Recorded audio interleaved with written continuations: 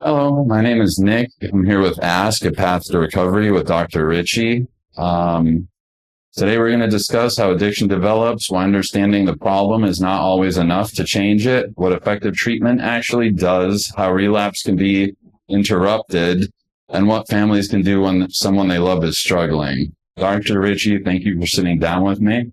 It's a pleasure, Nick. Always good to talk to you, bro. Same.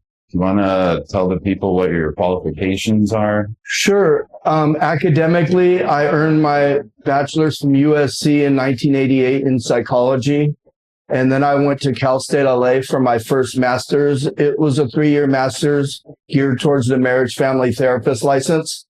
And then I decided to go for a doctorate. But the way the program was, I had to get another master's. So in 95, I got licensed as a licensed therapist under the California Board of Behavioral Sciences, and I earned my second master's. And then in 99, I earned my PhD in clinical psychology from the California School of Professional Psychology, Los Angeles. That's academic. And, it took me 17 years. Somebody else might have been able to do it in like 8, but I wasn't in a rush. I was young at the time. I literally have been in the mental health profession 40 years because I started in 86, 2026. So it blew my mind that I'd ever be able to say I've done anything for 40 years. That took me out. It's kind of heavy, but in terms of my field experience, I like to put it in a nutshell as I've focused on working with people who struggle with criminal addictive thinking and behavior. But my first job in the field as a psych tech was with at a residential treatment facility for people with schizophrenia. Then I worked with victims of violent crime, like rape and incest survivors. I worked at Cal State LA in their little psychology thing. I had been at Terminal Island for an internship, medium security federal prison. I had been to Santa Monica College for an internship, working with the students. That was cool. Extensive. At Jordan High School in Watts for a few years, which was great. But then I started working with men who got busted for domestic violence in 89. So I ended up working with so-called batterers for like 30 years. And then in 99, I started working with sex offenders. And working with men who batter was the perfect stepping stone to working with men who have to register as 290s or sex offenders. Okay. I've also worked with people found not guilty by reason of insanity and mentally disordered criminal offenders. And then I've worked at a bunch of rehabs, detoxes like this, residential treatment facilities, outpatient. I was the house therapist at a place called Walden House back in like the early 2000s, which was a therapeutic community. They used behavioral modification. So like 75 dudes straight from prison, and it gave them funding for aftercare. So instead of that revolving door of going in and out, getting their $200 gate money, getting a sack, trying to flip it, getting busted and going back, they could get their driver's license, get their act together, get a job, get housing, save up for housing, and then be able to make it if they were motivated and ready. And that was a great program, bro. So now mostly what I do is supervise budding mental health professionals. So practicum student therapists, trainees who are getting their master's in psychology so they can become licensed professional clinical counselors, licensed marriage and family therapists, and some licensed clinical social workers. Okay. And so that's what I am, registered associate MFTs, PCCs, and CSW. So that's what I really dig, passing on the knowledge, the information and experience that I've had over the last 30 plus years to younger people or people that are it's their second career, or they raise kids and it's an empty nest. So they decided to get back in the game. And that's very rewarding, bro. But here I'm the house therapist, clinical director, and I really love working at Path to Recovery Detox. One of the reasons is because a lot of people will say, hey, I'm all about people, not profit. And I've worked at places where they'd say that, but it's not that way. But I've also worked at places where it is about people. I worked with Pastor Phil Aguilar. We started Broadway Treatment Center in 2012. Super cool dude, great guy. That was an excellent experience. And then working with our program director now, known him for a long time. He really cares about people and he's in it for them. Yeah. Because a lot of other places, if your insurance comes up, boom, you're out the door. Your luggage is at the bottom of the street. But here, it's not like that. If your insurance stops paying, like he's going to give you the treatment you need and deserve. And that's one thing I really respect about him. Sometimes even out of pocket. This place, I'm sure, loses money because he's scholarshiped a lot of people, but he loves to help people. And that's the best. People, when they relapse and get back into active addiction, a lot of people return. Mm-hmm. And that's kind of a compliment saying, I feel good. I trust this place. I know it's a good place, as opposed to because the shame. There could be shame. There could be embarrassment. But when people come back, it's not like, oh, you messed up. We're like, dude, thank God you're still alive. Exactly. I'm glad you're here. As long as you're alive, there's another opportunity, another shot. So, hey, welcome back. Welcome back home, I love it. So needless to say, you're very qualified for this job. What drew you to this, like, specifically? Was it due to you being an addict at one point? What drew you into being what you are right now? It wasn't like a conscious decision per se. I was led to it, and I see it as a God thing, so I believe that we are naturally going to go in the direction of our calling or our assignment in life. And that's how doors have opened for me in these ways. And it's really perfect because the things that I struggled with throughout my life and then have some level overcome and dealt with, I'm working with people that struggle with the same thing. So yeah, I started smoking marijuana as a young kid, age 11, and became an everyday smoker immediately. Then I'm like, what else is out there? So I tried powder cocaine, shrooms, LSD, PCP, shot meth, shot coke, shot heroin. Yeah. So I was a heavy drug user, and then I became an addict, started going to, Cocaine Anonymous, Narcotics Anonymous, and, detox and stuff like that. So I've been there I've had the experience. I know what it's like not to be able to stop. I know what it's like to have that incomprehensible demoralization and self-betrayal, and you feel like a shell of a person, and that enslavement of active addiction. So they say the therapeutic value of one addict working with another is without parallel. And that's the thing. It's like, I don't look like the typical, psychologist that has patches on his elbows or the, Argyle sweater. So even without self-disclosing, there's like that instant bond. They know that I know what's going on. They feel safer. Would you say that your experimentation, did it start as experimentation and turned into addiction for you? Yes. Yeah. Yeah. And it took a long time, I believe, to become addiction. But when I got into experimentation and then had good experiences, then I'm like, hey, this is great. So I kept going with it. And so use turned into frequent use, which turned into abuse, and then eventually dependence. And of course, as an addict, you don't really find that out till you've already crossed the line. And now you're afflicted with this condition. Do you remember the moment where was there a moment where it flipped for you, or it just slowly, gradually became the monster that it was? Yeah, it was a long process. I think I was able to functionally use for a significant amount of time, but that might be a function of my denial as well. And there was a moment of clarity. I think there was a lot of drugs that I did and I had probably been addicted to or abused them or been dependent, but I still enjoyed the experience. But what really brought me to my knees was crack cocaine. I hated crack cocaine, bro. And it was like the 90s. And I would swear I'm never going to do it. And I would break my little straight shooter and throw out my chore boy and throw out my lighters and swear I'm never going to do it again. And I'd be good for a week or 2 or 3. And then I'd find myself doing it. And it gave me nothing but hell, bro. And it just took and took and took until I was broke. And then I'd use whatever change I have to get a McDonald's hamburger throughout the week just to survive and swear I'm never going to do it again. And I have betrayed myself so many times And that's what really propelled me into recovery, and also was significant because prior to that, even though I had been in and out of recovery and been in the rooms of recovery, I was a hardcore atheist. I didn't believe in God, and they talk about a higher power.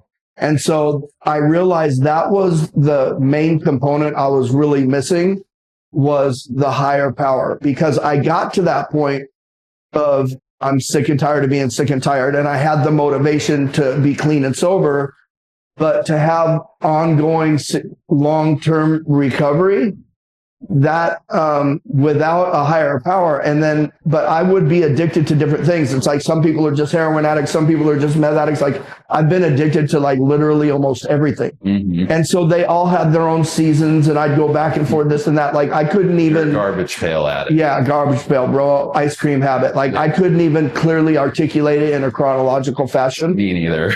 Yeah. It's impossible. Yeah, so but it got bad. Feeling like a choice, like it would be— What, crack was that one for you? Crack was the one that really just made me feel that incomprehensible demoralization. But I've been addicted to heroin and other things where I can't stop on my own. Yeah. And I know I'm messing up, and I know I've got to stop. And it's like tomorrow. You know what I'm saying? Mm-hmm. And then finally, something happens to where whether you get busted and, kick in jail or go to detox, or just have time off and just do it on your own, and have your girlfriend, give you the meds that you need, and just do a home detox. Yeah. Oh man. You know what I'm saying? Like gabapentin and Suboxone. Yeah. I've tried plan A to triple Z, bro. Same. To use. I've tried everything. Using different opiates like every day, and then like there's a cross tolerance that I've done every possibility to try to use recreationally. I've tried and failed. Yes. Yes. And I think that's all of us who are either alcoholics or addicts. Like that's our fantasy, to be able to use in a controlled fashion. But it's insane because we want to be high all the time. Exactly. So really you have to end up finding out what gets you high naturally, whether getting high on Jesus, getting high with your vocation, your career, and serenity within yourself, and not have it be a chemical. Yeah, because one way or another, you're going to get high, bro. So if you can get high in healthy ways, working out, helping people, that's the best. But big time, bro. For the God thing, was it a slow thing or did he start with like your higher power was like a doorknob, like they say? That's so funny, bro, because I remember when guys are like, hey, it could be a doorknob or a light bulb. And I'm like, I can appreciate that you open the door with the doorknob and it opens up opportunities, or the light bulb illuminates things. But I'm like, I'm seeking truth, so I can't have my higher power be a doorknob or a light bulb. It feels disrespectful. Yeah. And it didn't work for me. But there was like the group of drug addicts. So, two heads are better than one, and getting together with other people in recovery was probably my initial higher power. But then I was like, I want to plug into the highest power. Like I want to plug into because I studied mind with a lowercase m, the mind of man for so many years. I got interested in, I wanted to study mind with a capital M, the creator of all things. And it literally, bro, was so slow. It took me 25 years from the point in time I said, I want to, grow spiritually, to the point in time where I finally was convinced of what truth is. And to me, it turned out to be biblical Christianity, or I might consider myself a Messianic Jew. I believe Jesus Christ is the Lord and Savior.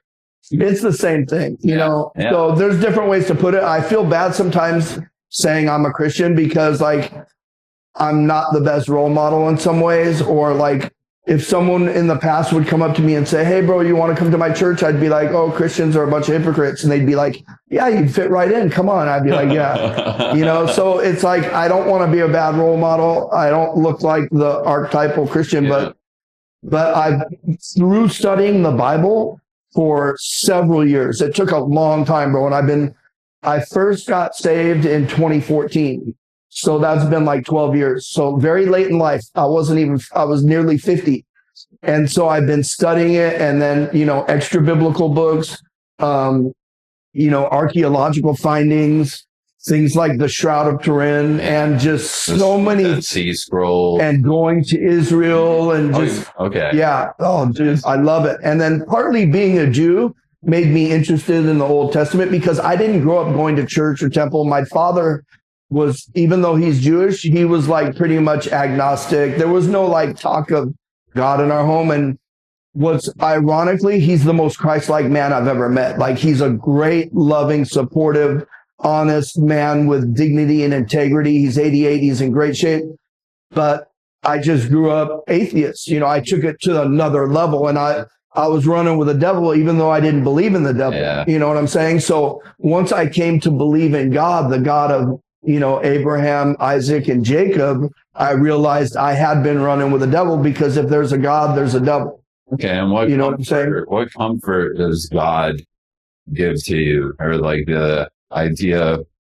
I mean, it's not so much of comfort because in some ways life gets harder. It's not like, hey, believe in Jesus and everything's going to be groovy. In a lot of ways, life gets harder. And even though you sin less, you feel more convicted for the sins. Now, the term sin was not even in my vocabulary prior to buying into biblical Christianity, right? I never even would use that word because it's like a religious type term. Mm-hmm. But, you know, messing up, being a womanizer, doing drugs, into all sorts of debauchery, sex, drugs, rock and roll. Living your best self. Just being hedonistic, bro. You know, just self-centered, selfish, and just wanting to have fun. Stimuli. Stimuli, bro. Impulse, and bro. chaos. Yeah, just I do what I had to do so I could do what I want to do. Mm-hmm. And that was kind of like I was disciplined enough to handle business, but any extra free time, it was all about like Disneyland for adults. Yep. You know, went to Amsterdam, got in 1988. I was a young man, just graduated from SC, got involved with all the debauchery. And then recently went back with my wife and didn't get involved with any of the debauchery, but had a great time. So, you know, I'm happily married, bro. If someone would come up to me and go, bro, guess what? I got engaged. I'd be like, oh man, my condolences, bro. Like it's done. You're screwed. You know, but now like legitimately, I'm happily married. I have a great wife. She's a psychotherapist. She has her doctorate. She's younger than me, but probably way more mature, but she's a great lady. So with that, was that a hard transition for you? Like, I know for me personally, I've like dated a lot of toxic people and like now, like my current relationship, very, very healthy. And like, it was almost like, I was almost like paranoid. I'm like, what are you hiding? Like, are you hiding something from? Waiting for the other foot to drop. Exactly. But she's totally normal. You know, I dated a lot of women throughout my life, some for just a one, you know, hit and run, they like to say, or whatever, which I'm ashamed of that now. You know, there was a time where I had pride about that, but I see it as immoral. I see it as I was not adding to those women. So it's nothing to be proud of, but and then I had lived with probably like 6 to 8 women for 3 to 5 years throughout my life because I'm 60. So I'm an older dude, but I made a lot of mistakes along the way. A lot of them were great women in a lot of ways, and they were all broken in some ways, just like I was, and water sinks to its own level. Would you say maybe you weren't ready for it? I was definitely not ready, bro. I had a fear of commitment. So I'd get in a relationship and then I'd think I'm missing out on all this other women and stuff. And so it's not like they put a gun to my head. I mean, I went into it, but I'd still feel imprisoned. Yeah. But now I feel the opposite. Like I have no interest in any other women. I'm 100% faithful. I just want to provide the best life. Yeah. And that huge, huge change compared to the chaos. I was just attracted to like a month. Girls dude. Yeah. It takes a long time, I believe, for American men, for the most part, a lot of us, especially maybe in the ways we've lived, to mature. Yeah. Like we have a prolonged adolescence and, you know, I mean, I still don't have it all together, but I mean, it probably till like 50 plus. Were you medicated as a child? No, bro. I mean, I started smoking weed at 11, but no, I was not medicated. Okay. And so I don't know if I used to self-medicate. I don't really think so, bro. I think most of my psychological problems are a result of my using and the brain damage that it caused me, because PCP, LSD, shroom, just crazy experiences. All of it became just one giant day, basically. Well, like, plus chronologically, just...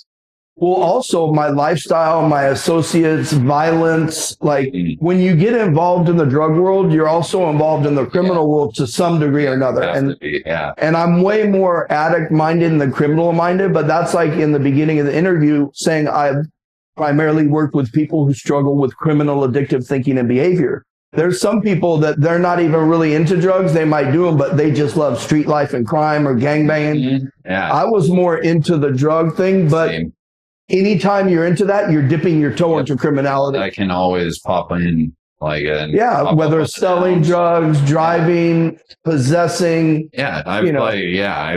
I have a ton of PTSD from things I saw as an addict, like traumatic stuff, bro. You see crazy stuff, and then loved ones dying, like your best friends dying.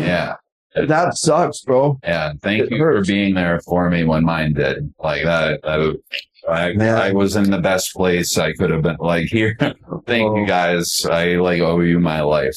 But yeah, man, that's hard to go through that, brother. Man, my heart went out to you because I know, like, it was very traumatic and it wasn't the result you wanted. And it's weird how even out of the worst situations, good can still come out of it. And I've come to believe that whatever's happened, like, I believe kind of in predestiny, or in terms of, like, I believe we have freedom of thought and we have the ability to make choices, but at the same time, everything's already happened and we're just in life as time unfolding. But God, or the creator of all things, is up above, can from the beginning to the end sees it all.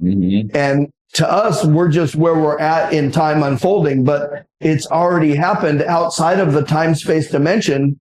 It's already happened. Him dying made me very obsessive about getting people help, like, who need it. So that's cool. His dad asked me, like, he's very religious, very much a man of God. And, like, I was actually out of here when he died. My girlfriend was here at the time. And yeah, I came here to do the call just so, like, I'd be around people to call his dad for the first time. I was expecting... That's a tough call, bro.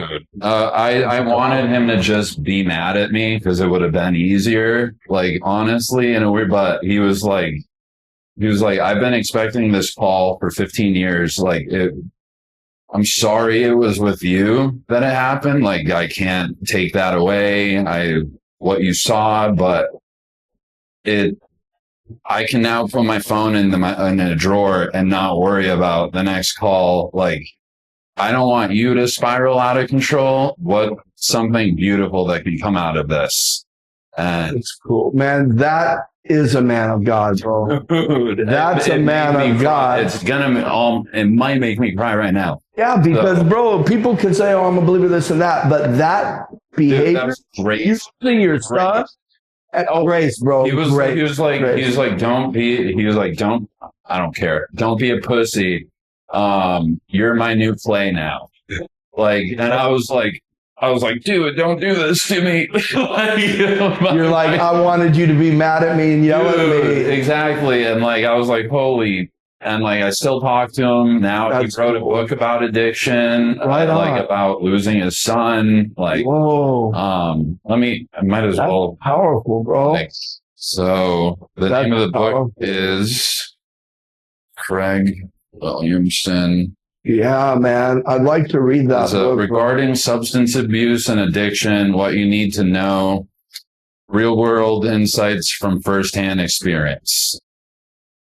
Man, I'd like to purchase one of those books, bro. Yeah. So later, give me the hookup so I can purchase one. Yeah, he's a wild man. And even that's encouraging. Dude, he was like, come up and visit us, like whenever, like, And I feel like it's like the final boss of my grief.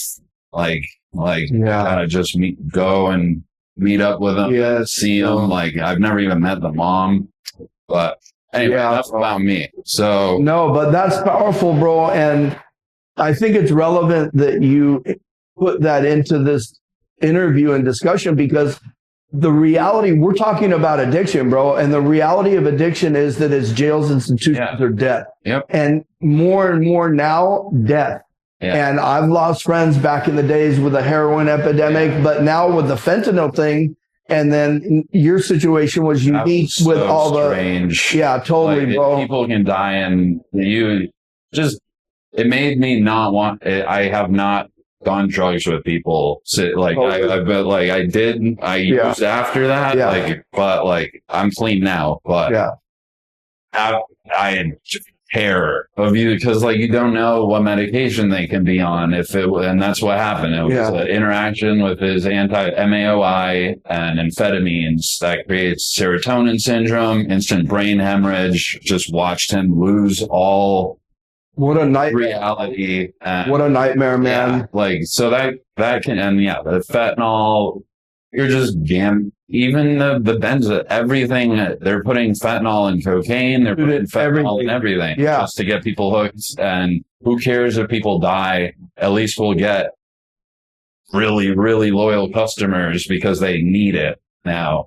So plus, it's like heroin is diacetylated morphine, and you need, the poppies and all that stuff, but fentanyl straight. It's just precursor chemicals. Yeah. And it's like, so it's totally synthetic. You totally manufacture it.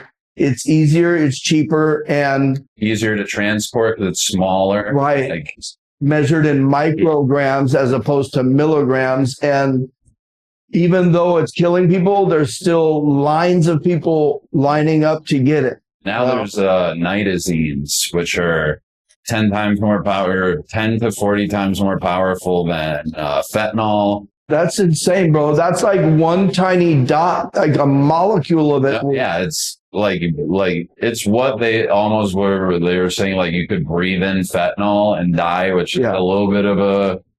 You'd have to breathe a lot. Yeah, you have to be hitting fentanyl. You can't just secondhand die. But so.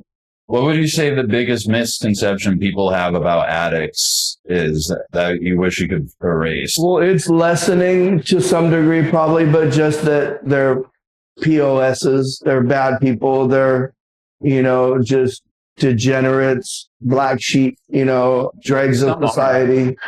Well, and some non-addicts are too. There's people that are not addicts that are just like scandalous, but so I think understanding that it is a disease, and it has different properties than cancer and, other diseases, but it's a medical condition, a psychological disorder, and a spiritual malady.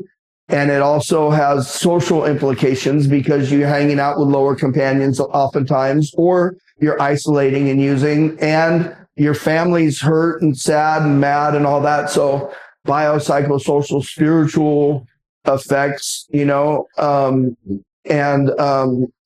so yeah, bro, it's just, it's tragic, bro. It's tragic. Would you say addiction makes someone selfish, or does it produce behavior that makes them seem selfish? A lot of these questions is kind of like the chicken or the egg type thing. It's like, it's hard to know. Depends on the and it varies. There's people who were athletes and they got an injury and then, were given that.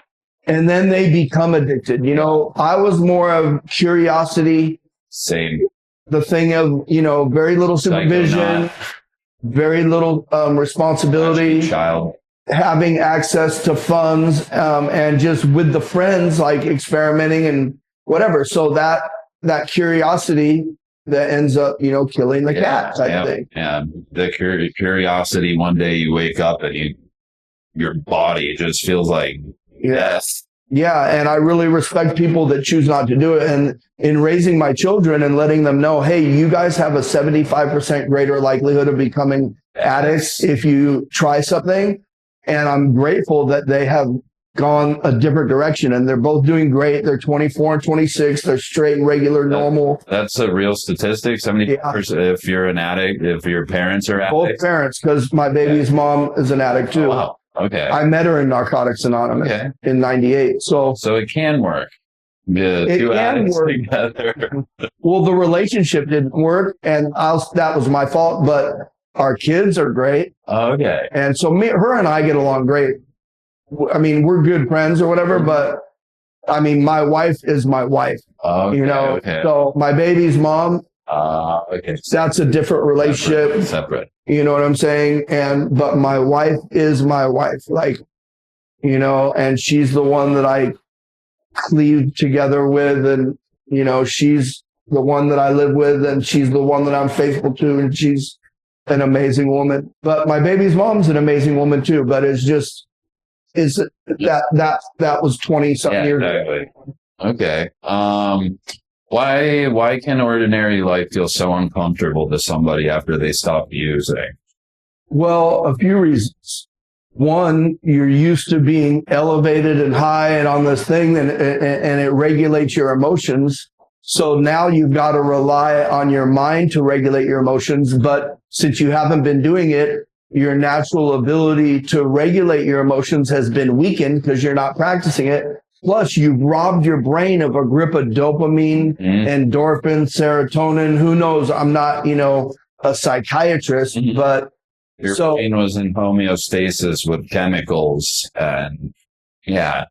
So it's like, it wants to get back to homeostasis, and plus the association that it happens, kind of like Pavlov's dogs, right? He would get them to have some food where they naturally salivate, and pair that salivation with lights or sounds or whatever. And so there could be no food, and with a light or a sound or a multitude of different things, get them to salivate. So it's like that association when you finally feel, when you get high, whether it's alcohol or marijuana or cocaine or whatever your drug of choice is, and that euphoria, you could go through years of hell, in and out of jail, in and out of prison, drama, chaos. But that association is so strong, and you can't undo it. So really, you have to make a stronger association with not wanting to do it. That's one of the reasons that, like, you could put a bunch of crack cocaine here or powder cocaine and offer it to me, and I'd be like, thanks, bro, I'm cool. Because I know if I did it, it would make me feel terrible. It's going to make the demons come out. Yeah. Whereas in the beginning, do a little bit, feel great, on top of the world, Superman, and you float down. But then the enzymes in your liver change, your brain chemistry changes. So ultimately, when people are like, it stopped working, like, they're not lying. It stops working, and it just gives you the blues. Yeah. And still it's hard to quit because that association of when it worked. So there comes to a point where you're finally like, hopefully some people get to that point where the incomprehensible demoralization, when the pain of staying the same is greater than the fear of change, that's usually when we develop some motivation to change. Okay. And when people come to treatment, sometimes they're in the pre-contemplative stage of change where they're in denial that they have a problem, or the contemplative where they're not quite sure, they think they might have a problem, or they're in the preparation determination, but not quite ready. When they finally get in that action stage, they've got a lot better chance. But you have to have high motivation consistently, and motivation comes extrinsically outside of us, family, not wanting to go to jail, all those outside things. And then the intrinsic motivation of, I just want to feel free and be off this and not be enslaved and all that. And then your awareness has to be super high, because if you're not aware of what's happening in your mind, body, and surroundings, you'll get caught slipping and relapse easy, dude. What would you say to, like, people who, how do I put this? I'll just use me as an example. I didn't think I was going to make it past 22. So, like, all of this extra time has been, like, weird because I had no plan. Like, there was no plan.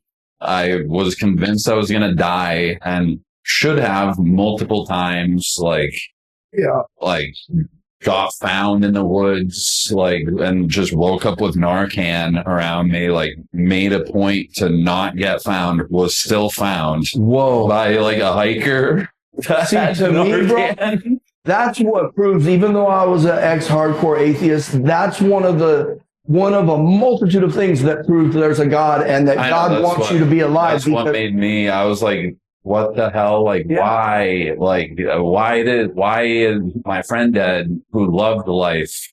And then me who, like, every other 6 months I would try to kill myself and fail and then and then be angry and be like, wake up to like a hospital bill and be like, or there's people that get, damn it. There's people that get like shot in the torso like 12 times and live. And then there's other people that are in great shape. It seems they're good nutrition running and they just drop. Or you fall off a wall and die and break your neck, or get stabbed once and die. So it's like, we all have our time, I believe. And it's written that, you know, we all have our appointed time. We don't know when it is. We don't know how it's going to happen, but it's already predetermined, I believe.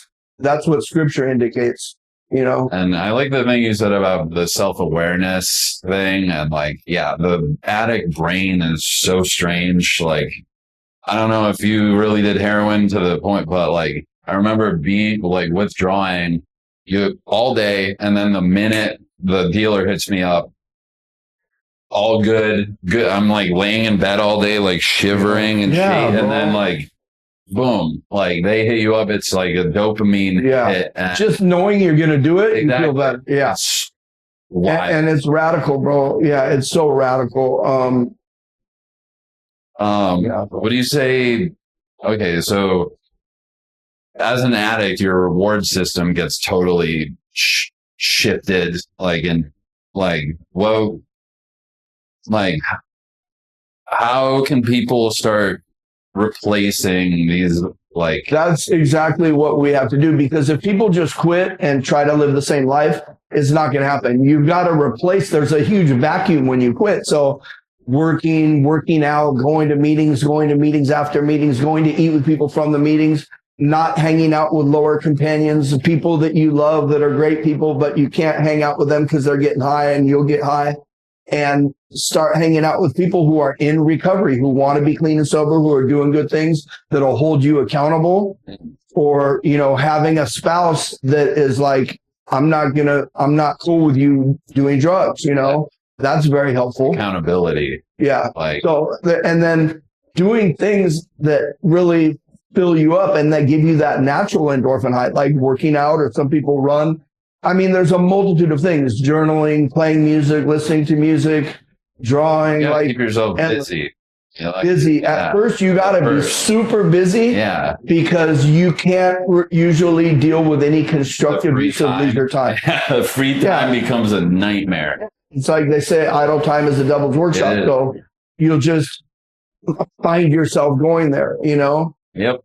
But it is, and I like the story you just told where, you know, you're dying, you're kicking hard, and then it comes through, and then the second, even before you do it, you feel better, but the second you do it, you're normal. That's how I explain it to like non-drug addicts when they're like, why can't they just quit, or why don't they stop? I say, imagine you have the worst flu you've ever had. Mm-hmm. And those people who have had flus where their bones are aching, their head hurts, they're throwing up, they are shivering, and they could barely get from the bed to the bathroom and back to the bed, but they just got to wait it out, take some liquids. But imagine if you were in that state and you knew all you had to do was take a little bit of a little something and you'd feel perfectly good. Mm-hmm. How hard would it be not to do that thing? Mm-hmm. And so it's like, it's so hard to not take that thing that makes you feel not only okay, but great, or at minimum keep you well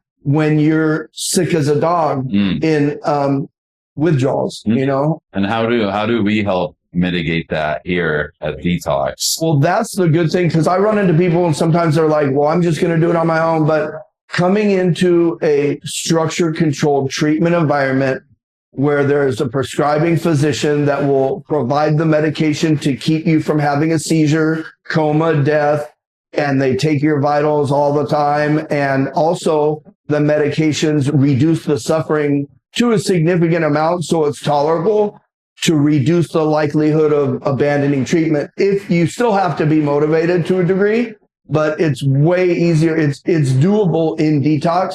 And a lot of times you try to do it on your own in the streets or at home, and a lot of people don't get past day 3. Yeah, because the temptation is out there, and you're not in a. It is a bubble. Yeah, it's artificial life, because like they're making sure you're like sober living would be more like kind of real life. Like here, you're under watch. You got the doctor, you got you, therapy, like food, movies, music. You don't have any responsibility. Just chill and get detox. Yeah. Go through withdrawal management. Sleep all day if you need to. Or we're not going to make you go to groups and until you're feeling like you can tolerate human interaction. Totally. And that's another thing, bro. It's really important to have smooth transitions from like detox to residential, from residential to intensive outpatient and sober living, and then potentially to your own place. And health, maybe. Yeah, bro. Having those smooth transitions increase the probability of success. So time is crucial. Time helps a lot, but there's people, it just depends, because it depends on, most people don't come to rehab and get it their first time. Like we have kids coming in that have been to 30 different treatment programs. And there's people who have gone to treatment a few times and then gotten it. I mean, it varies, but you just never know what will stick. You never know, bro. And we are terrible at predicting, even though, I mean, a lot of times you can know that there's no way this person's going to get it right now, but sometimes they surprise you and they get it. Yeah. And then the people who you're like, they're going to get it. Yeah. And then they keep relapsing. It's so hard to predict. So accurately developing a prognosis that is really has a high probability of being certain is very challenging. What is the percentage of addicts that stay sober? Like typically, I have no idea, bro, because it depends on so many factors. Now, I say it like this. The odds are always against the alcoholic and the addict, but on the other side, there's millions and millions in the last 100 years of people who have recovered. So it's possible, it's challenging. There's a multitude of factors that play a role in it. Motivation is a critical factor. Awareness is a factor, the knowledge of it, because some people come, I remember when I was in detox, like some alcoholics would come in, tore up like from the floor up, looking bad, bro. And then in 3 days, they're all sparkly clean and like they're leaving, and it's like, good luck. And then they come back a few days later looking like death. And I'm like, what happened? They're like, well, I had to take my meds and then I had a little vodka. And next thing I know, I'm at the bar. And I'm like, you didn't know about the phenomenon of craving? And they're like, what? Okay. Yeah, if you're a real alcoholic and you have a drink, you're not going to be able to stop. You know what I'm saying?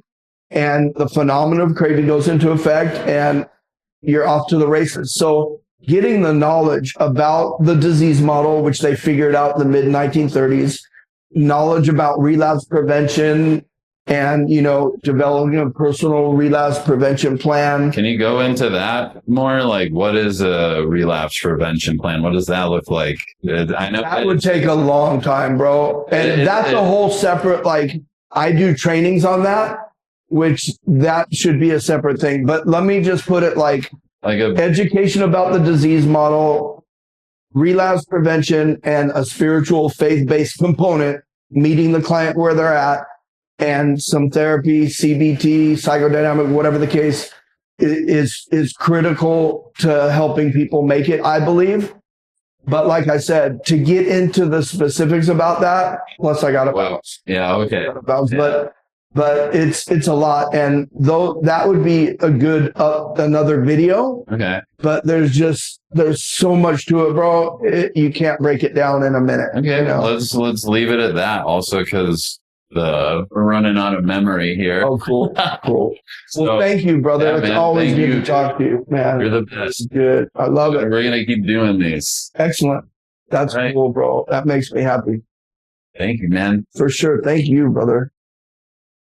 Thank you, bro. This is cool. I love doing this stuff. And I mean, I was serious about putting it on YouTube and getting it out there, not just on Ask or whatever, but like I've had a lot of people from other videos that I've done that people have recommended. Podcast. Yeah, like that. Yeah. That I like. If Dude, you I ever know look we me up, could do it. Like, it would be dope. we should do it, bro. The thing that is always holds me up is I don't have the technical knowledge. Oh, I'll do and all the stuff. that shit.